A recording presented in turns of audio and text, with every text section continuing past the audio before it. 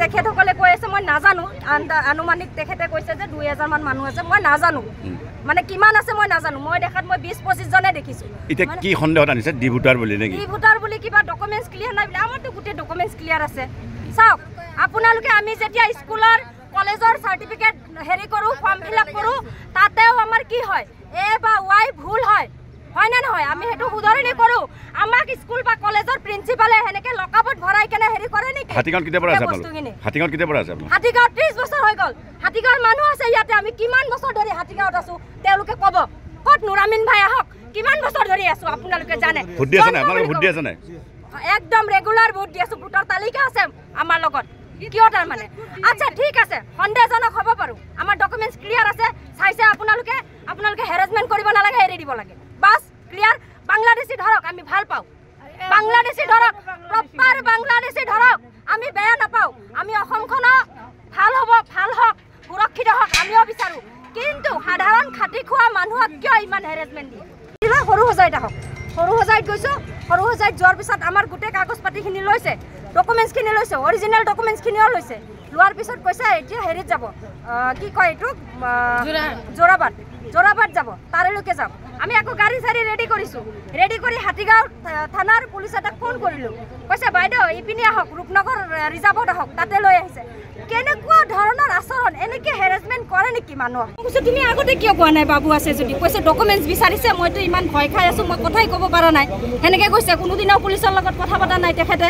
তাৰ পিছত গৈছো ৰাতি 2টা বজাত গৈছো গুটে ডকুমেন্টছ লৈ কেনে গৈছো লিখিছি ডাটা তাৰ ভোটাৰ কাৰ্ড চাৰ্ট সব লৈ গৈছো কাপোৰ কানি পিন্ধা নাই লুঙ্গি পিন্ধি আছে আৰু গেঞ্জি পিন্ধি আছে হি তাৰ পিছত গৈ লৈ গৈছো কৈছে ভন্টি তুমি যোৱা আমি ৰাতিপুৱা 6টা বজাতে এৰি দিম গুটে ফৰ্মেলিটিজ খিনি কৰি এৰি দিম মই কোঅপাৰেট কৰিছো মই হ'ব তেতিয়াহলে এখেতসকলৰ কিবা থাকিব পাৰে প্ৰসেস তেনেকুৱা যেহেতু শুনি আছো ৰাতিপুৱা 6টাত গৈছো 6টাত কৈছে যে নাই 6টা বজাতটো নহয় 9:30 বজাত আহক গুটে ডকুমেন্টছ লৈ 9:30 বজাত গৈছো যাই দেখিছো পুলিচৰ গাড়ীত লকআপ লগাই বহাইছে অপৰাধীকে লকআপ লগাই বহাব আপোনালোকে ভেৰিফিকেশনৰ কাৰণে আনিছে যদি লকআপ কিয় লগাব মই সুধিছো লকআপ কিয় লগাইছে হ্যান্ডকাপ হয় হ্যান্ডকাপ লগাইছে মই কৈছো হ্যান্ডকাপ কিয় লগাইছে আপোনালোকে অপৰাধীটো নহয় কৈছে যে হেৰি যদি কিবা কাৰণত কিবা দুৰ্ঘটনা হয় কোনে ৰিস্ক ল'ব চাই কেনেকুৱা নিম্ন ধৰণৰ আচৰণ ইহঁতৰ পুলিচক সুধিছো কি পাৰপাস কৈছে কিবা ডকুমেন্টছৰ খেলি মেলি বাইদেউ ওপৰৰ পৰা অৰ্ডাৰ আছে আমি একো ক'ব নোৱাৰো আপোনালোকে তাক লৈ গল লৈ যোৱাৰ পিছত আমি ৰখি থাকিলো আমি 3জন মান ৰখি থাকিলো তাৰ পিছত কৈছে সৰু হজাইত আহক গুটে কাগজ পাতি লৈ সৰু হজাইত আহক সৰু হজাইত গৈছো সৰু হজাইত যোৱাৰ পিছত আমাৰ গুটে কাগজ পাতিখিনি লৈছে ডকুমেন্টছ খিনি লৈছে অৰিজিনাল ডকুমেন্টছ খিনিও লৈছে লোৱাৰ পিছত কৈছে এতিয়া হেৰিত যাব কি কয় এটো জোৰাবাদ যাব তাৰেলৈকে যাব আমি আকৌ গাড়ী চাৰি ৰেডি কৰিছো ৰেডি কৰি হাতীগাঁও